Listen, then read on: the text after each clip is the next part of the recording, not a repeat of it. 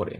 নিশ্চয়ই আপনারা সেই শব্দটির মর্যাদা রক্ষা করবেন জনগণের কাতারে থেকে, দেশের পক্ষে থেকে। কোনো ব্যক্তির পক্ষ বা কোনো বিশেষ দলের পক্ষে আপনারা থাকবেন না। অবিলম্বে সেনাবাহিনীকে অনুরোধ করব, ব্যারাকে ফিরে যান। প্রিয় দেশবাসী, আমাদের সন্তান স্বজনদেরকে সারা দেশে রাজপথে পাখির মতন গুলি করে হত্যা করা হচ্ছে। অবৈধ ক্ষমতা ধরে রাখতে খুনি হাসিনা গণহত্যা চালাচ্ছে।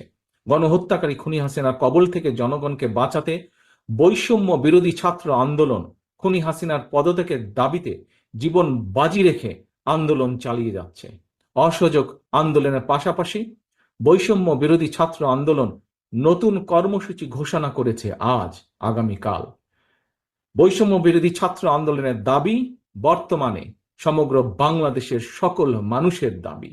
এই দাবি জাতীয় দাবিতে পরিণত হয়েছে। অভিভাবক হিসাবে আমরা আর কেউ ঘরে বসে থাকতে পারি না। আমি বাংলাদেশ জাতীয়তাবাদী দল বিএনপি সহ বাংলাদেশের পক্ষের প্রতিটি গণতান্ত্রিক রাজনৈতিক দল, প্রতিটি শ্রেণী পেশার মানুষ, প্রত্যেক সচেতন অভিভাবকের প্রতি আমার বিনীত আহ্বান, আজ আপনি ঘর থেকে যদি বেরিয়ে না আসেন তাহলে খুনি হাসিনা এই গণহত্যা বন্ধ করবে না। আজ এই লাশের মিছিল দীর্ঘ থেকে দীর্ঘতর হবে। অভিভাবক সকলের প্রতি আমার বিনীত আহ্বান, আপনারা দলে দলে রাজপথে নেমে আসুন। বৈষম্য বিরোধী ছাত্র আন্দোলন ঘোষিত কর্মসূচি সর্বাত্মকভাবে সফল করুন।